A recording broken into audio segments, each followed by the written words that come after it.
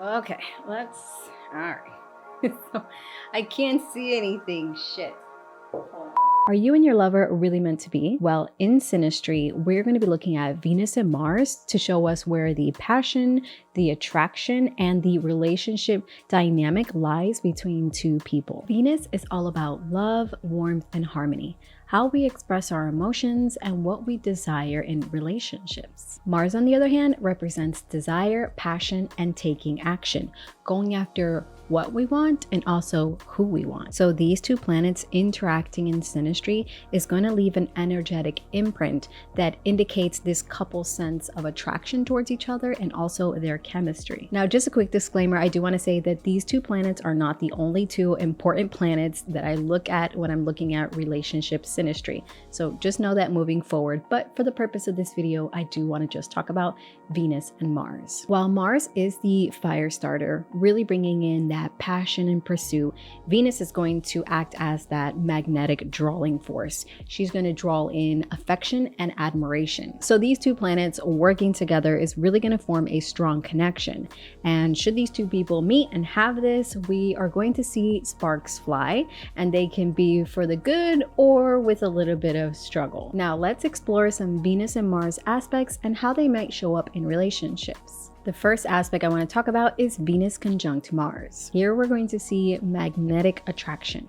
And what does magnetic attraction mean? So this could be when people say that common saying, love at first sight. That's the kind of energy here we're looking at. The Venus person is going to be drawn in by the vitality and the confidence of the Mars person, while the Mars person, on the other hand, is going to be mesmerized by the beauty and grace of the Venus person. Now, what can be some potential challenge with this aspect is that sometimes there may be such a strong connection that it can be overwhelming, especially if it's lacking in emotional depth, where it might be very intense but have this energy or this fleeting energy to it, especially if we don't have another contender like Saturn in the mix here. So how can we make this energy work?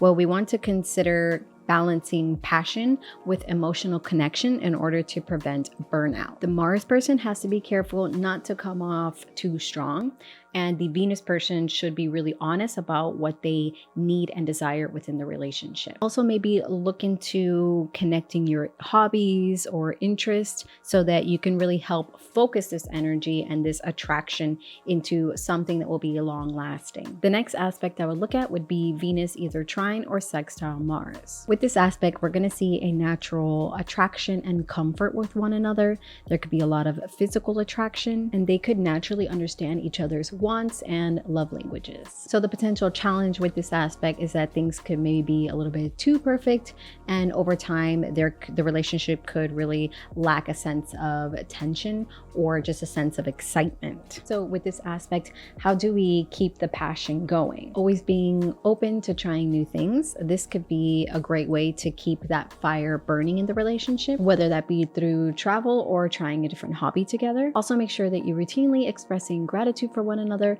so that things don't seem too easy, and make sure that you're building an emotional bond that goes beyond the physical attraction. Next aspect we have is Venus opposed or square Mars. Here we see passion versus frustration. With this aspect, we could see a lot of intense attraction, but also we could see some frequent conflicts between the two. The Mars person might see the Venus person as too indecisive or fragile, and the Venus person could see the Mars person as excessively forceful, especially depending on the sign that Mars is in. So while there is obvious chemistry here, problems can arise just as quickly as passion does, because the Mars person might put on too much pressure onto the Venus person, and then the Venus person could frustrate that Mars individual by resisting his energies or her energies. So this relationship could feel like a roller coaster with really high highs and really low lows. So how can we deal and work with this aspect? So a good way to do this would be to channel your energy into useful activities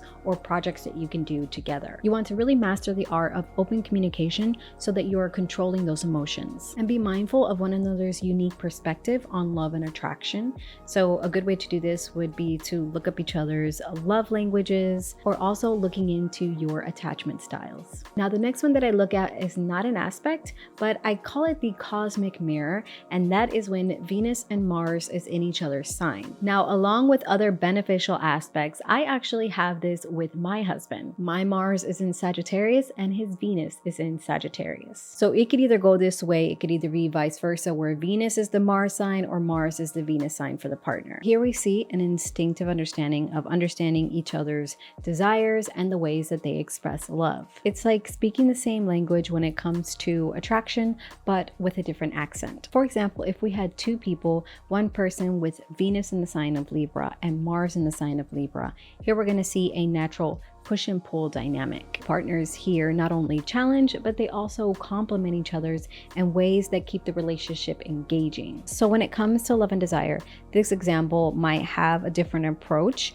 which might cause some misunderstandings. Here, one partner might naturally take the lead, which might be the Mars person, while the other might be a little bit more passive, which could be the Venus person. So how can we harmonize this connection? Well, the first thing we can do is see the contrast as a strength and not as conflict. Your differences can balance the relationship instead of causing friction. You can take turns leading and following in different areas of your connection to bring in a balance. Embrace each other's love styles or love languages instead of resisting them, because there is something valuable to learn from each other's approach. So by understanding and working with these natural dynamics, this connection can really create a deep attraction and long-term harmony. What if there is no aspect between Venus and Mars? Now, not having an aspect between Venus and Mars does not mean that there is no drive or passion in the relationship. It just might indicate that passion is not the main power in the connection. Now, as I have mentioned in the beginning of the video, Venus and Mars are not the only aspects that I look at when it comes to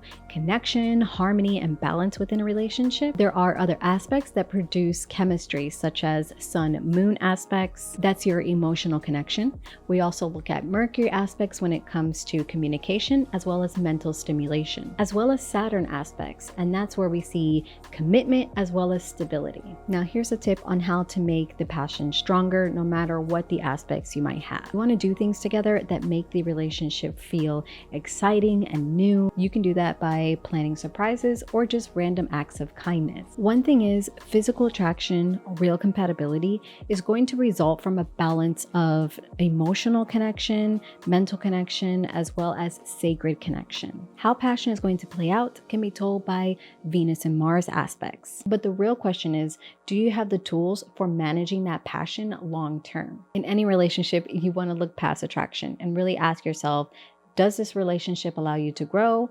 And are your communications clear? Because passion can fade without that emotional depth. Yet a strong foundation really allows attachment to evolve over time. So, which aspects of Venus and Mars do you have in synastry? Tell me in the comments down below. And please like and subscribe and turn on the bell notification so you don't miss out on any more astrological insight videos like this. Until next time, I'll see you guys in the next video.